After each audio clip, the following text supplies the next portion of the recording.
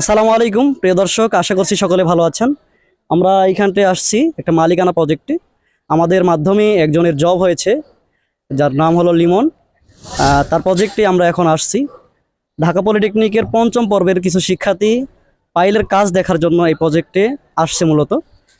আমি জানার চেষ্টা করব আসলে এখানকে যে পাইলটা হচ্ছে সেটার নাম কি, পাইল কত প্রকার, পাইল পাইলের সময় যে ত্রুটিগুলি হয়ে থাকে বা যেই সমস্যাগুলি হয়ে থাকে সেগুলো সমাধানে কী করণীয় হয়, একজন সাইড ইঞ্জিনিয়ার কী ধরনের সমস্যার সম্মুখীন হয় এবং কোন দায়িত্বগুলো তা তদারকিতে করে থাকেন।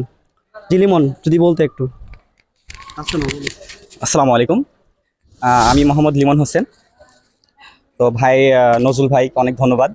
ভাই যে প্রশ্নগুলো করেছে। আচ্ছা, প্রথমে আসি পাইল কি। পাইল হচ্ছে কোনো ভবন বা স্থাপনার যে আরোপিত লোড, এই লোডটা মাটির শক্ত স্তরে ছড়িয়ে দেওয়ার জন্য যে কাঠামোটা তৈরি করা হয় সেটাই মূলত পাইল। এবার আসি পাইল কত প্রকার এবং কি কি। পাইল বিভিন্ন প্রকার হয়ে থাকে। যদি আমি 5 প্রকার পাইলের কথা বলি, যেমন precast pile, casting situ pile, shore pile, timber pile, sand pile. এখন আমি যদি একটু বলি কাস্টিং সিটু পাইল কি। কাস্টিং সিটু পাইল হচ্ছে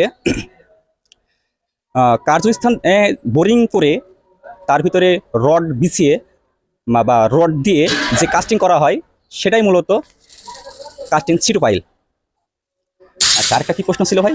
বলো যে এই যে যেই পাইলটা এখানে নির্মাণ হচ্ছে এটার নাম হলো casting situ pile. Casting situ pile করার সময় কোন ধরনের সমস্যার সম্মুখীন হয় বলতে পারবা? জি জি। বলুন। সমস্যা অনেক রকম হয়ে থাকে। যেমন বোরিং করতে গিয়ে দেখা যাচ্ছে যে 50 ফিটি যে পাইল আছে বা 60 ফিটি যে পাইল আছে, এই পাইল করতে গিয়ে গতকালকে যে একটা সমস্যা হয়েছিল, 60 ফিটি পাইলে 60 ফিট গর্ত করা হয়েছে, ঠিক আছে, কিন্তু বালি ভেঙে দেখা যাচ্ছে 3 ফিট বা 3.5 ফিট নিচে বালি ভরাট হয়ে গেছে, যার ফলে উপরে যে রড আছে সে রডের খাঁচিটা ভিতরে প্রবেশ করতেছে। এরকম একটা সমস্যা সৃষ্টি হয়েছে। সমাধান কি করছে? এই সমাধান হচ্ছে প্রথমে একটু হালকা বাড়াইয়ে ভিতরে ঢোকাই নিয়েছি হালকা, তারপরে আর ঢোকার কোনো ওয়ে ছিল না, তারপরে 2 ফিট মতো কেটে দিয়েছি, ঠিক আছে। একজন সাইড ইঞ্জিনিয়ার যখন পাইলের কাজ করে, কাস্টিং সিটু পাইল, এই সময়ে কোন বিষয়টা তদারকি করেন সতর্কতার সাথে?